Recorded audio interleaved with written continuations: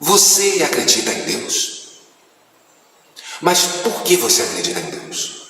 Acredita em Deus porque alguém falou dele para você e você passou a acreditar nisso que a pessoa disse para você? Ou simplesmente você acredita porque teve uma experiência pessoal com ele? Por que você acredita em Deus?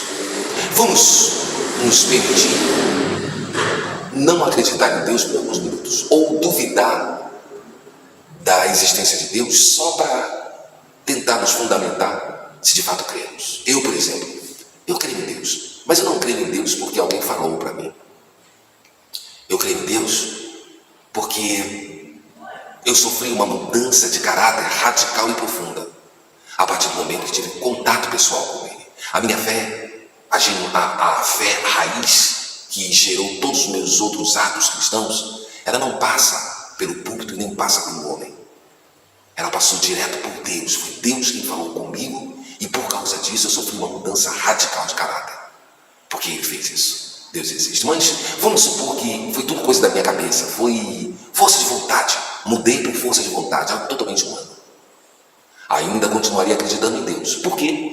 Porque várias outras pessoas ao redor do mundo inteiro têm tido a mesma experiência que eu tive. De mudança radical de caráter. Mas vamos supor que isso faça parte da cultura humana. Que os seres humanos são assim mesmo. Que é algo que está intrínseco à psique humana. Eu ainda continuaria acreditando em Deus por causa dos milagres. Das tantas vezes que orei a Deus e Ele respondeu imediatamente.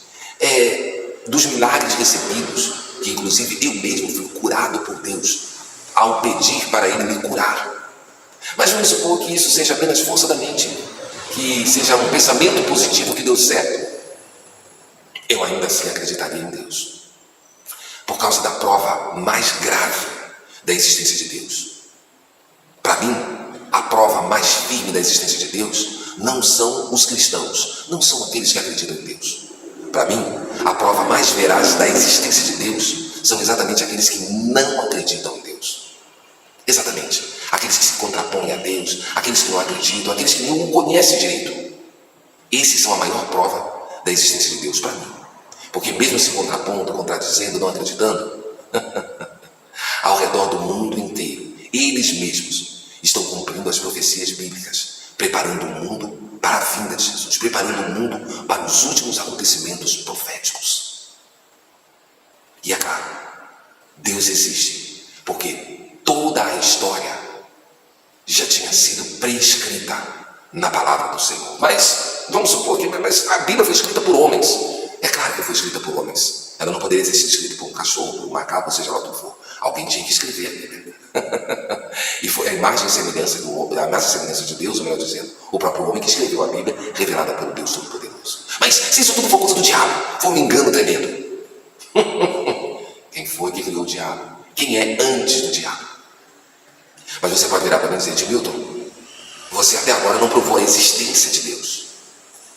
Como provar a existência de algo que está acima da existência? Como provar a existência daquele que é a própria existência? Logo, eu acredito em Deus. Não porque me falaram, mas porque eu tenho visto Ele dia após dia. E um detalhe. Eu acabei de conversar com Ele.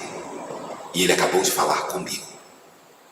Então, Deus existe. Busque os fundamentos do porquê você acredita em Deus. Algo pessoal. Busque a sua experiência pessoal para você dizer: eu acredito em Deus porque aconteceu comigo. Busque a sua experiência pessoal. E tenha um bom dia, uma boa tarde, uma boa noite, um bom momento de agradecimento pela existência de Deus na sua vida.